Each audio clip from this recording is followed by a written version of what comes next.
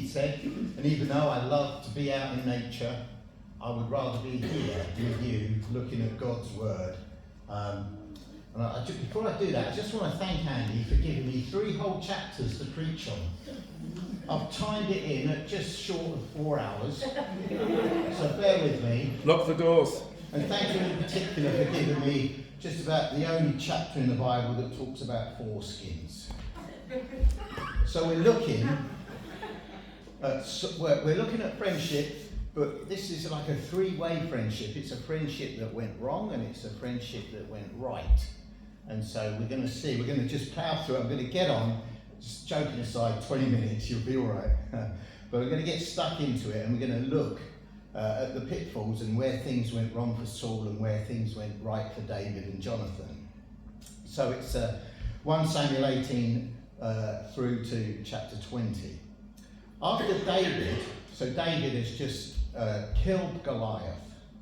After David had finished talking with Saul, Jonathan became one in spirit with David, and he loved him as himself. From that day, Saul kept David with him and did not let him return home to his family. And Jonathan made a covenant with David because he loved him as himself. Jonathan took off the robe he was wearing and he gave it to David, along with his tunic and even his sword, his bow and his belt. Now let's just unpack that for a little bit. I mean, I've got some good friends, but they ain't getting my motorbike. They're not having my camera. I don't like them that much. But here's Jonathan, and Jonathan's the son of the king. And he's saying to David, this nobody shepherd, you can have my sword. Well, they're fond of killing people back in those days. Well, I don't have a sword. But David is receiving from the king's son. It's a bit like Prince William giving something to a man in the street that he liked the look of. But there was a connection here, and we start to see something about Jonathan, because most king's sons, present kings and sons accepted are a little bit full of themselves, a little bit arrogant. Here's Jonathan giving everything precious to him to David. So it shows something of Jonathan's humility, doesn't it? But what does it say about Saul? Saul's quite impressed with David. He's killed Goliath and everything. But it says there, Saul kept David with him and did not let him return home to his family. So that sounds a little bit controlling, doesn't it? I like that guy. He's staying with me. And there was no discussion about it. He kept him, a bit like a pet. So there's these 2 people that like David, but one of them wants to give something and the other one wants to keep something. Whatever mission Saul sent him on, David was so successful that Saul gave him a high rank in his army.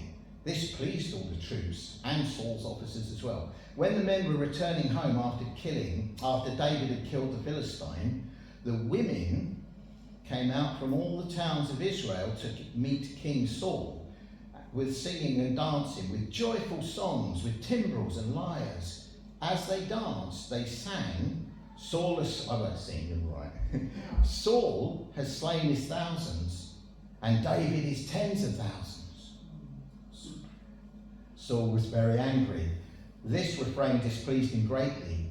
They had credited David with tens of thousands, he thought, but with me only thousands. What more can he get but the kingdom? And from that time on, Saul kept a close eye on David. So Saul started out being impressed with David. He liked him, but now he's starting to think, hang on a minute, the people like him more than me. And he's not happy about that. And the key verse for me here is, what more can he get but the kingdom? So Saul's a little bit insecure here, isn't he? You know, he's been appointed by God, but he's doubting everything. And he's anxious about David, so he starts to keep a close eye on him. He was jealous of David's popularity and his killing prowess. The next day, an evil spirit from God came forcefully on Saul. He was prophesying in his house while David was playing the lyre, as he usually did. Saul had a spear in his hand and he hurled it, saying to himself, I'll pin David to the wall. But David eluded him twice. Now I just want to unpack that a little bit, because it doesn't sit very comfortable with me, an evil spirit from God. The original Hebrew, it could be a distressing spirit, a little bit like when God allowed Satan to get at Job, bad things happened. But for me, it suggests a bit more like Romans 1, where people were set on doing things, and so God gave them over to it. And Saul, I think, was already planning to get David, and so God let him get on with it, because he'd already set his stall out to do that. Why? Verse 12. Saul was afraid of David, because the Lord was with David, but had departed from Saul. So he sent David away from him and gave him command over 1,000 men, and David led the troops in their campaigns. In everything he did, he had great success because the Lord was with him. When Saul saw how successful he was afraid of him. But all Israel and Judah loved David because he led them in their campaigns. So Saul, I think, is on the way out and he knows it. But like all dictators, he's not going to go quietly. Verse 17, Saul said to David, "Here is my older daughter Merab. I will give her to you in marriage. Only serve me bravely and fight the battles for the Lord." For Saul said to himself, "I will not raise a hand against him. Let the Philistines do that." So Saul's planning to get David bumped off by the Philistines. By offering the daughter in marriage, it means that David will become a commander under the king and he'd get sent to battle a bit more often. But David said to Saul, "Who am I, and what is my family or my clan in Israel that I should become the king's son-in-law?" So when the time came for Merab, Saul's daughter, to be given to David, she was given in marriage to Adriel of Meholah. So why did David refuse to marry Merab? We don't really know. It could be that she had a face like a blind cobbler's thumb. But I think the reason why he didn't marry her was, one, I think he's possibly starting to put things together, but two, verse 20, now Saul's daughter Michal was in love with David. And when they told Saul about it, he was pleased. "I will give her to him," he thought, "so that she may be a snare to him, so that the hand of the Philistines may be against him." So Saul said to David, "Now you have a second opportunity to become my son-in-law." So a little bit more about Saul. He's not really considering his daughter's wishes, is he? He's just trying to get one of them to marry him so that he can get him killed by fighting the Philistines. So Saul's fall from grace continues. There's this slow descending, I think, possibly into madness. Then Saul orders his attendants, "Speak to David privately and say, 'Look, the king likes you and his attendants will love you. Now become his son-in-law.'" They repeated these words to David, but David said, "Do you think it is a small matter to become the king's son-in-law? I am only a poor man and little known."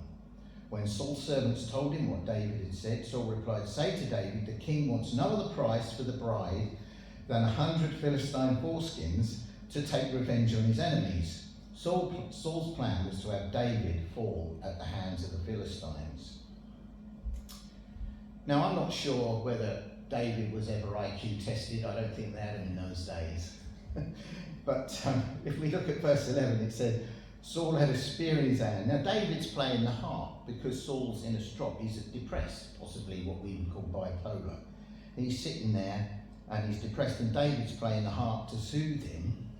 And it says that Saul had a spear in his hand and he hurled it, saying to himself, "I'll pin David to the wall." And David had to elude him twice. So twice, Saul's running around the room trying to stick a spear into David and pin him against the wall. I don't know what your survival prospects are like in such a situation. That would have been enough for me to suspect that Saul wasn't my best friend. But we continue. When the attendants told David these things, he was pleased to become the king's son-in-law. So before the allotted time elapsed, David took his men with him and went out and killed 200 Philistines and brought back their foreskins. They counted out the full number to the king so that David might become the king's son-in-law. Then Saul gave him his daughter Michal in marriage. Now, it's not entirely clear what Paul is thinking, what Saul was thinking here, but I think he thought that the task would be too much and David would be killed in battle.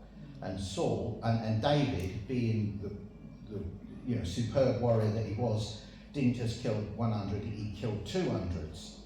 And he must have really wanted to marry Michal, because it says that he counted out those foreskins in front of the king. So that must be love. When Saul realised that the Lord was with David and that his daughter Michal loved David, Saul became more afraid of him, and he remained his enemy for the rest of his days. And that's kind of sad, isn't it, that this has gone so wrong. Proverbs 8 says that the fear of the Lord is hatred of evil. I hate pride and arrogance, the evil way and the perverse mouth. And Saul's pride has got the better of him here, and it's destroyed what could have been a great friendship. These great men of Israel, men of God, doing God's business. But it all went wrong. The Philistine commanders continued to go out to battle, and as often as they did, David met with more success than the rest of Saul's officers, and his name became well known. Saul told his son Jonathan and all the attendants to kill David, but Jonathan had taken a great liking to David and warned him, "My father Saul is looking for a chance to kill you." You don't say. "Be on your guard tomorrow morning and go into hiding and stay there. I will go out and stand with my father in the field where you are. I'll speak to him about you, and I'll tell you what I find out." Jonathan spoke well of David to Saul, his father, and said to him, "Let not the king do wrong to his servant David. He has not wronged you, and what he has done has benefited you greatly. He took his life in his hands when he killed the Philistine. The Lord won a great victory for all Israel, and you saw it and were glad. Why then would you do wrong to an innocent man like David by killing him for no reason?" Saul listened to Jonathan and took this oath: "As surely as the Lord lives, David will not be put to death." So Jonathan's managed to talk his dad round, but I think that Saul is clearly a bit unstable in his thinking. He's easily swayed, he's unpredictable. So Jonathan called David and told him the whole conversation. He brought him to Saul, and David was with Saul as before. So they're all besties again. Or are they? Once more war broke out, and David went out and fought the Philistines. He struck them with such force that they fled before him. But an evil spirit from the Lord came on Saul as he was sitting in his house, and with his spear in his hand, and while David was playing the lyre. Saul tried to pin him to the wall with his spear, but David eluded him as Saul drove the spear into the wall. That night, David made good his escape. I mean, getting that feeling of deja vu, but finally the penny drops and David's going to do a runner, and with good reason. Saul sent men to David's house to watch it and kill him in the morning, but David's wife Michal warned him, "If you don't run for your life tonight, tomorrow you'll be killed."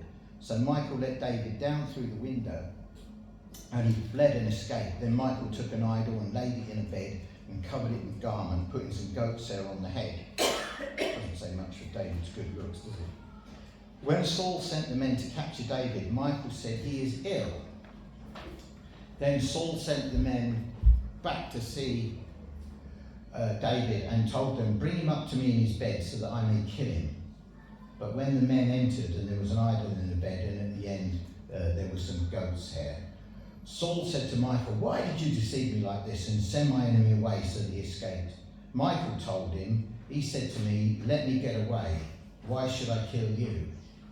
So she's got herself off the hook there. There's lots of lying and skullduggery going on here. Not great practice. And I think this is one of the reasons why Jesus came to bring all these new commandments. When David had led and made his escape, he went to Samuel at Ramah and told him all that Saul had done to him. Then he and Samuel went to Naioth and stayed there. Word came to Saul, "David is in Naioth at Ramah." So he sent men to capture him, but when they saw the group of prophets prophesying, with Samuel standing there as their leader, so Samuel was a known prophet, the Spirit of God came on Saul's men, and they all prophesied. Saul was told about it, and he sent more men, and they prophesied too. Saul sent men a third time, and they all prophesied. Finally, he himself left for Ramah and went to the great cistern at Secu, and he asked, "Where are Samuel and David?" "Over at Naioth in Ramah," they said. So Saul still doesn't get it, that God is with David and all prophesying. Even his own men are turning against him. but he's still not going to back down. So Saul went to Naioth at Ramah, but the Spirit of God came even on him, and he walked along prophesying until he came to Naioth.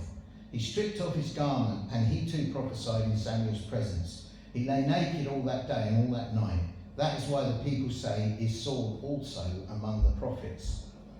Now look, I didn't live in these times, and I don't know enough about the history or the practices of that day, but I would put it to you that for the king to strip naked and lie around all day would be indicative of some kind of breakdown, some kind of unusual behaviour, but I could be wrong.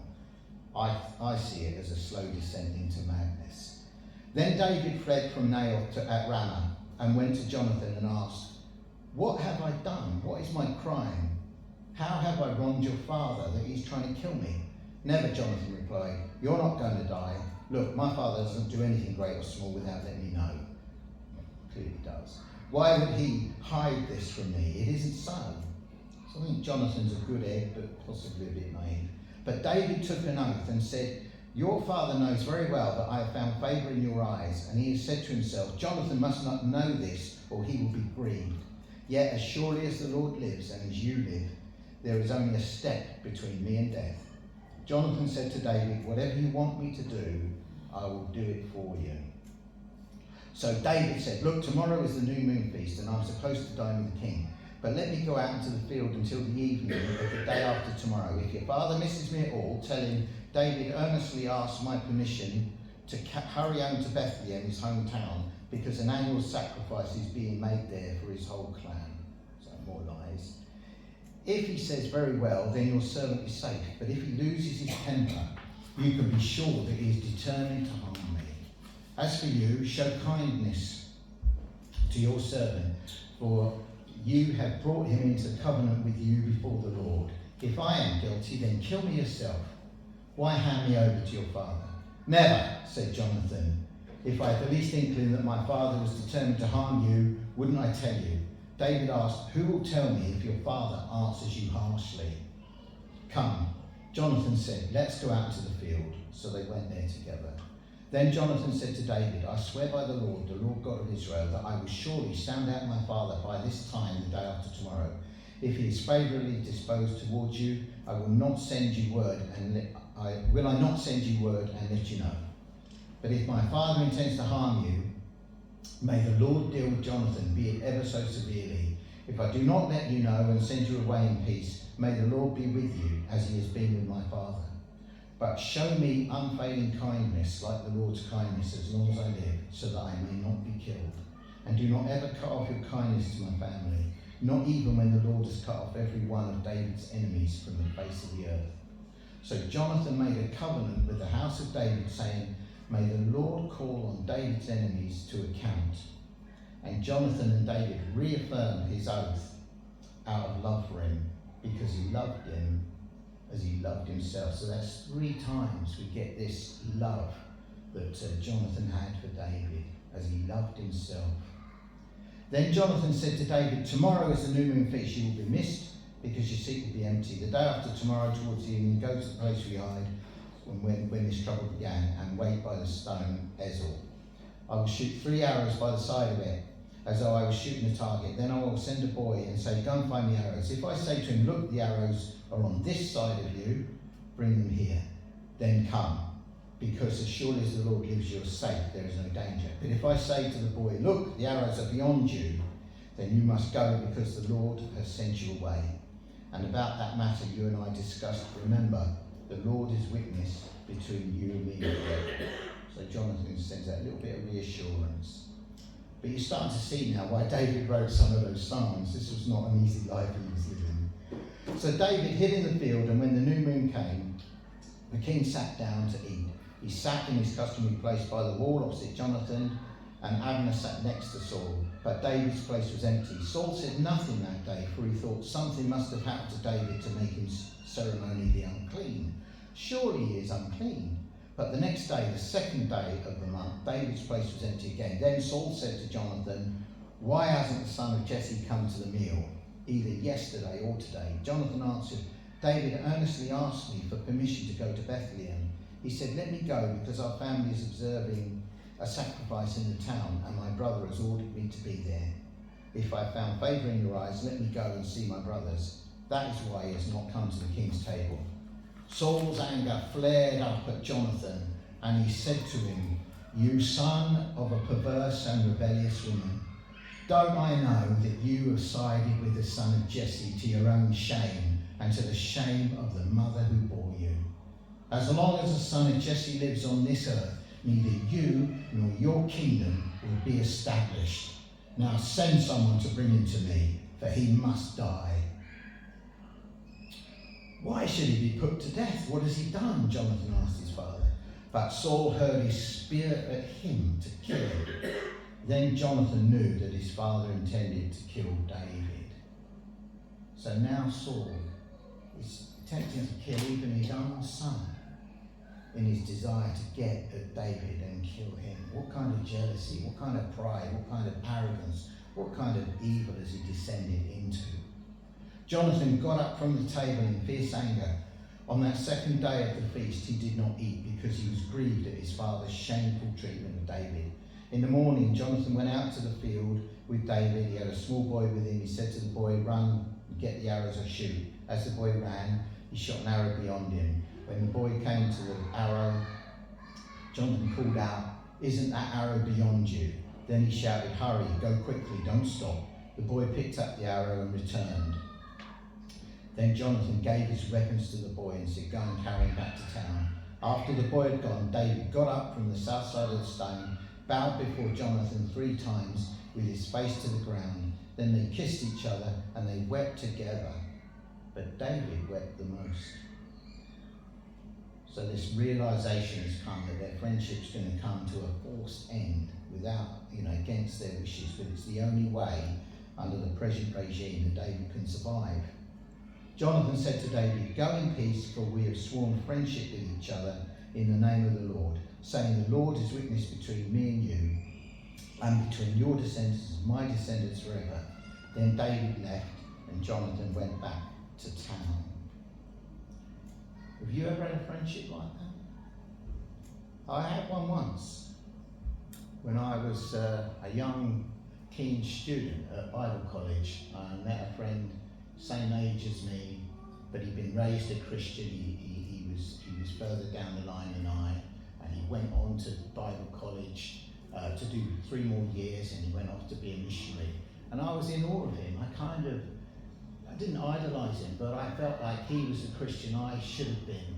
He was bold, he was brash, he was a preacher. I was too scared to preach. To get up here and do this. I was probably in my 50s before I did this, but he was doing that from a young man, and I really, really loved him. And we were best friends for maybe 10 years. He was best man at my wedding, which caused great offence to my own brother. He even said, "We're closer than a brother."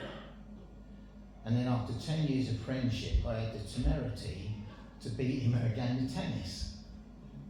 And he called me some names that are not fit to be mentioned in church several times. And our friendship came to an end because I realised that I couldn't be friends with someone that possibly didn't have my best interests at heart after all. I'd been duped, because when you love somebody, you don't wound them intentionally.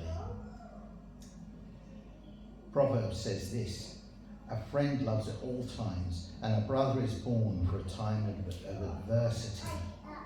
So friends are there when you need them the most. Real friends are. C.S. Lewis, another mentor of mine with a slightly better track record, he was best friends with his brother throughout life. They holidayed together, they wrote to each other when they were apart, they lived in the same house. They had this beautiful friendship that lasted their lives. He also had a friendship with another guy that they shared the same interest in. They were friends throughout life, pen friends, so they lived in different countries. All friendships are good,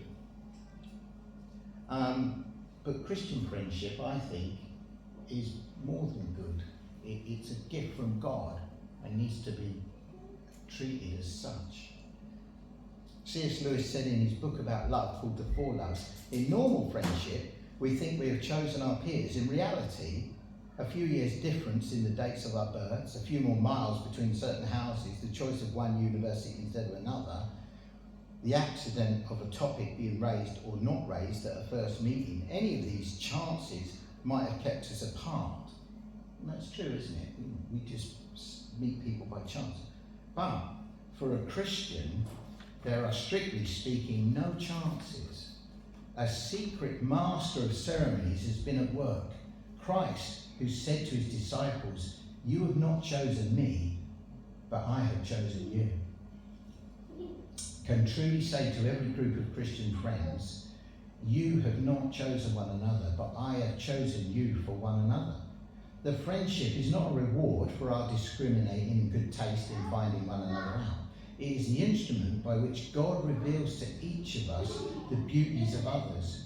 So Christian friendship is to be valued above all else because it's sacred, a gift of God to be cherished throughout life. So if you have fallen out with a Christian brother, pick up that phone, send that email. Remember the Sermon on the Mount, blessed are the peacemakers. Now obviously as far as it is able, I've had other friendships where it's been obvious where the friendship cannot continue because of the damage that's been done. But sometimes friendships can be repaired and communication can be improved.